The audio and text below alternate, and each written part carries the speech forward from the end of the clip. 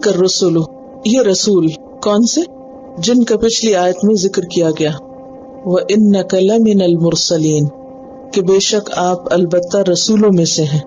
تو یہ رسول فضلنا بعدهم على بعد، ہم نے ان میں سے بعض کو بعض پر فضیلت بخشی، یعنی بعض کے درجات بعض کے مقابلے میں بلند کیے ہیں، بعض کو بعض کے مقابلے میں امتیازی شان عطا کی ہے.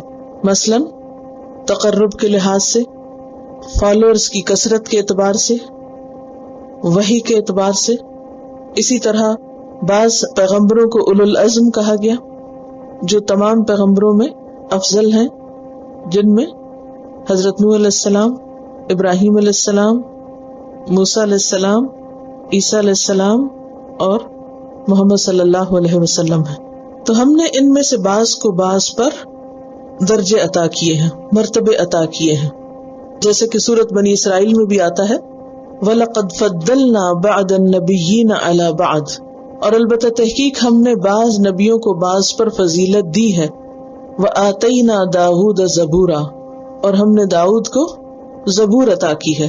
بنی اسرائیل آیت 55. ایسا کیوں کیا ہے؟ یہ اللہ تعالیٰ کا اپنا فیصلہ ہے اور وہ حکمت پر مبنی ہے. اور یہ فضیلت صرف پیغمبروں کے اندر ہی نہیں بلکہ باقی مخلوق کے اندر بھی ہے. مثلا اہل ایمان کے اندر بھی مختلف درجات ہیں، صحابہ کرام کے اندر بھی درجات ہیں. ابوبکر صدیق رضی اللہ تعالیٰ عنہ کا درجہ باقی صحابہ کرام کے مقابلے میں زیادہ ہے. اسی طرح ان کے بعد حضرت عمر ہیں، پھر عثمان ہیں، پھر حضرت علی ہیں. اسی طرح بعض امتوں کو دوسری امتوں پر فضیلت عطا کی گئی. امت محمد صلی اللہ علیہ وسلم کے بارے میں آتا ہے کنتم خیر امت اخرجت للناس، تم بہترین امت ہو. وکذالک جعلناکم امۃ وسطا. تو یہ اللہ تعالیٰ کا اپنا فیصلہ ہے. نہ صرف یہ کہ دین کے معاملات میں بلکہ دنیاوی اعتبار سے بھی اللہ تعالیٰ نے لوگوں کے درمیان، جگہوں کے درمیان، مختلف پرندوں کے درمیان، پھلوں کے درمیان درجے رکھے. سب کو بالکل ایک جیسا نہیں بنایا، فرق رکھا ہے. اسی طرح آخرت میں بھی لوگوں کے درجوں میں فرق ہوگا.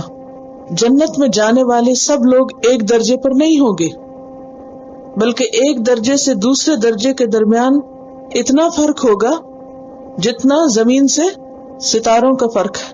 یعنی اتنے اونچے ہوں گے، اور جنت میں 100 درجے ہیں اور ہر 2 درجوں کے بیچ میں اتنا اتنا فاصلہ ہوگا. تو یہ کس اعتبار سے ہوگا؟ اخلاص کی بنیاد پر، اعمال کی بنیاد پر. اسی طرح نبی صلی اللہ علیہ وسلم جب معراج کے موقع پر تشریف لے گئے تو اس میں ہم دیکھتے ہیں کہ ابراہیم علیہ السلام کو 7ویں آسمان پر انہوں نے پایا، موسیٰ علیہ السلام 6 پر تھے، ہارون علیہ السلام 5ویں پر، ادریس علیہ السلام 4 پر، اور دیگر پیغمبر بھی اسی طرح مختلف درجوں میں تھے.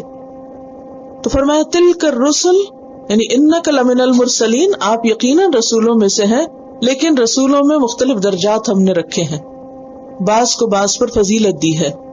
منہم من کلم اللہ، ان میں سے بعض سے اللہ نے کلام کیا ہے، جیسے موسیٰ علیہ السلام، اور حضور صلی اللہ علیہ وسلم سے معراج کے موقع پر کہاں پر کلام کیا تھا موسیٰ علیہ السلام سے؟ کوہ طور پر. وَلَمَّا جَاءَ مُوسَىٰ لِمِيقَاتِنَا وَكَلَّمَهُ رَبُّهُ، سورۃ اعراف 143 پہ آتا ہے. وَرَفَعَ بَعْضَهُمْ دَرَجَاتٍ، اور بلند کیا ان میں سے بعض کو درجات میں، جیسے محمد صلی اللہ علیہ وسلم کو باقی انبیاء کے مقابلے میں زیادہ درجہ اور فضیلت عطا کی گئی. جنت میں ایک مقام ہے جو صرف ایک ہی شخص کو ملے گا، اور آپ صلی اللہ علیہ وسلم نے فرمایا کہ مجھے امید ہے کہ وہ میں ہی ہوں. قیامت کے دن آپ ہی شفاعت کرائیں گے، شفاعت کبریٰ جو ہوگی، جب لوگوں کا حساب نہیں ہوگا اور لوگ بے حد پریشان ہوں گے. حضرت آدم علیہ السلام کے پاس جائیں گے، وہ ان کو نوح علیہ السلام کے پاس بھیجیں گے، وہ ان لوگوں کو ابراہیم علیہ السلام کے پاس بھیجیں گے، ان کو موسیٰ علیہ السلام کے پاس بھیجیں گے، اور پھر اس طرح آخر میں نبی صلی اللہ علیہ وسلم کے پاس آئیں گے، اور پھر آپ اللہ سبحانہ وتعالیٰ کی حمد و ثنا کریں گے اور دعا کریں گے کہ اللہ حساب قائم کر دیجئے. تو پھر حساب کتاب شروع ہوگا. تو یہ بھی آپ کی فضیلت ہے. اسی طرح یہ ہے کہ آپ آخری پیغمبر ہیں، اور یہ کہ ہر نبی اپنی اپنی قوم کی طرف بھیجا گیا ہے، لیکن آپ وما ارسلناک الا کافۃ للناس بشیرا ونذیرا، کہ ہم نے آپ کو تمام لوگوں کے لیے بشیر و نذیر بنا کر بھیجا ہے. تو ورفع بعضهم درجات، وآتینا عیسی ابن مریم البینات، اور اسی طرح عیسی ابن مریم کو کچھ خصوصیات عطا کی گئی، اور وہ کیا ہے؟ البینات، جن میں انجیل بھی ہے کیونکہ وہ بہت سی باتوں کو واضح کرنے والی تھی، ہدایت کی کتاب تھی، اور اسی طرح آپ کے معجزات جیسے مردوں کو زندہ کرنا، کوڑی اور برس والے کو اچھا کر دینا۔ وَأَيَّدْنَاهُ بِرُوحِ الْقُدُسِ، اور ہم نے عیسیٰ علیہ السلام کی مدد روح القدس کے ساتھ کی۔ اس کی تفصیل آپ آیت 87 میں پڑھ چکے ہیں۔ کیسے تائید کی گئی تھی عیسیٰ علیہ السلام کی؟ کچھ یاد نہیں، پنگھوڑے میں بولے تھے، اور ان کی ولادت کے وقت حضرت مریم کے پاس آئے تھے اور پھر پانی کا چشمہ جاری کیا، اور اسی طرح دیگر چیزیں بھی۔ اور روح القدس سے مراد پاک علم بھی ہے، العلم المقدس بھی ہے۔ وَلَوْ شَاءَ اللَّهُ، اور اگر اللہ چاہتا، مَقْتَتَلَ الَّذِينَ مِن بَعْدِهِمْ، نہ لڑتے آپس میں وہ لوگ جو ان کے بعد تھے۔ کن کے بعد؟ ان پیغمبروں کے بعد، صرف عیسیٰ علیہ السلام کے نہیں، ان سارے پیغمبروں کے بعد، یعنی ان پیغمبروں کی امتیں آپس میں بھی اور ایک دوسرے کے ساتھ بھی نہ لڑتی اگر اللہ چاہتا۔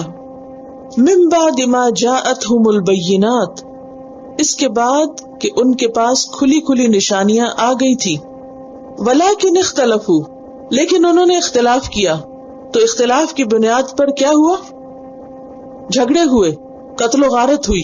تو اس سے کیا پتہ چلتا ہے کہ دین کی بنیاد پر مذہبی اختلاف بسا اوقات صرف اختلاف نہیں رہتا بلکہ قتل و غارت کا ذریعہ بھی بن جاتا، اور یہ کوئی نئی بات نہیں۔ مذہب کے نام پہ جھگڑے ہمیشہ سے چلے آ رہے ہیں۔ فمنہم من آمن، تو ان میں سے کوئی تو ایمان لے آیا، یعنی جس نے حق پا لیا اور وہ مان گیا۔ ومنہم من کفر، اور ان میں سے بعض ایسے ہیں جنہوں نے نہ مانا، انکار کر دیا۔ ولو شاء اللہ، اور اگر اللہ چاہتا، مقتتلوا، تو وہ نہ لڑتے، یعنی اللہ ان کو زبردستی جبرن لڑائی سے روک سکتا تھا، لیکن اللہ نے ایسا نہیں کیا۔ کیوں؟ کیونکہ یہ اللہ کا طریقہ نہیں، اور اس میں ایک بہت بڑی حکمت ہے۔ یعنی اگر اللہ چاہتا تو نہ لوگ اختلاف کرتے اور نہ لڑتے، اور سب ایک ہی دین پہ ہوتے، تمام لوگ ایک ہی امت ہو جاتے، ایک ہی طرح سوچتے۔ لیکن اللہ تعالیٰ نے جب پیغمبروں میں فرق رکھا تو لوگوں میں بھی فرق رکھا، اور پھر اس فرق کی بنا پر لوگوں نے آپس میں اختلاف کیے، جھگڑے کیے، اور وہ جھگڑے کہاں تک جا پہنچے؟ قتل و غارت تک۔ یہ سب اس لیے کہ اللہ بندوں کو اس دنیا میں آزمانے کے لیے بھیجتا ہے۔ ٹھیک ہے، دنیا میں لوگ کیوں آئے ہیں؟ آزمائش کے لیے۔ اگر اختلاف نہ ہو، ورائٹی نہ ہو، مختلف چیزیں ہمارے سامنے نہ ہو، تو پھر کیسے پتا چلے کہ کس نے حق کو پا لیا اور پہچانا؟ وَلَكِنَّ اللَّهَ يَفْعَلُ مَا يُرِيدُ، لیکن اللہ کرتا ہے جو وہ چاہتا ہے۔ اللہ کسی کے مشورے پر نہیں چلتا، بلکہ جو وہ چاہتا ہے، جس چیز کو وہ صحیح سمجھتا ہے، وہ ویسا کر لیتا ہے۔ تو یہ اللہ ہی کا فیصلہ تھا، اور ضرور اس میں کوئی مصلحت ہے، اور یہ کہ دنیا کا نظام اسی طرح چلتا چلا رہا ہے۔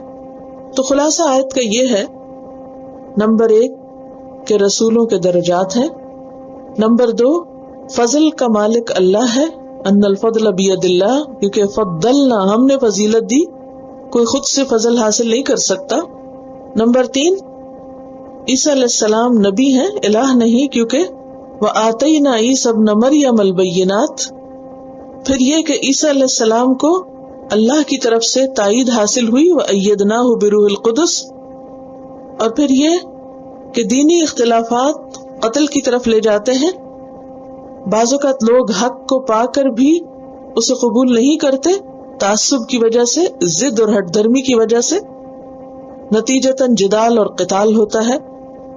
اور اللہ نے لوگوں کے لیے جبر کا طریقہ اختیار نہیں کیا، بلکہ ان کو اختیار دیا، حق ان پہ واضح کر دیا، کیونکہ بینات کا لفظ بار بار آیا ہے، اور پھر لوگوں کے اوپر چھوڑا کہ وہ اس حق کو پہچانے اور اس کو قبول کرے۔ تو جنہوں نے قبول کیا، مان لیا، ان کے درجات بلند ہو گئے، اور جنہوں نے نہیں مانا وہ پستی اور ذلت میں چلے گئے۔ تو اس آیت کو یہاں کیوں لایا گئی؟ کیا بتانے کو؟ پیچھے طالوت جالوت کا قصہ گزرا، وجہ کیا ہے؟ غور کیجئے، کیونکہ علم ترى کے بعد غور و فکر کی دعوت دی گئی ہے، تو غور کیجئے کہ یہ آیت یہاں کیوں آ گئی۔ بات یہ ہے کہ سورت مدنی ہے، مسلمان مکہ سے مدینہ آئے، وہاں پر اب مزید اور طرح کے لوگ تھے. مکہ میں تو صرف قریش سے مقابلہ تھا، لیکن مدینہ آنے کے بعد ایک طرف خود مدینہ کے لوکل لوگ تھے، پھر دوسری طرف یہود و نصارہ تھے. تو مسلمان یہ سمجھتے تھے کہ جو امتیں پہلے سے مسلمان ہیں وہ تو ضرور ہمارا ساتھ دیں گی، لیکن حالات اس کے برعکس تھے.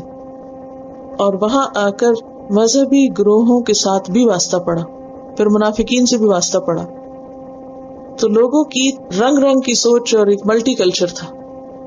تو لوگوں کے اندر مختلف طرح کی سوچیں اور خیالات ہمیشہ سے رہے ہیں، اور انسان کو اس بات کو ایکسپٹ کرنا چاہیے کہ اختلاف ہوگا، لیکن ہمارا فوکس کس پہ رہنا چاہیے؟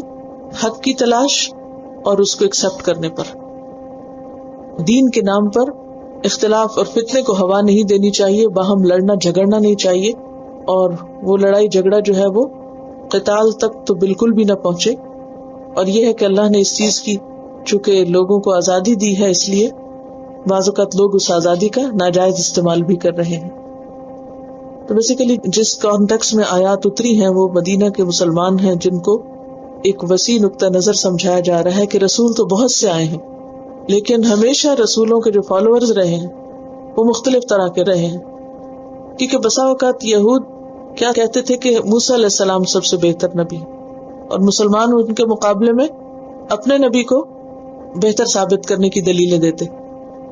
دوسری طرف مسلمانوں کو اس سے منع بھی کیا گیا کہ تم فرق نہ کرو، تمہارا کام کیا ہے؟ یؤمنون بما انزل الیک وما انزل من قبلک، تمام انبیاء کو مانو. آپ صلی اللہ علیہ وسلم نے خود بھی فرمایا لا تخیرونی علی موسیٰ، مجھے موسیٰ علیہ السلام پر فوقیت مت دو.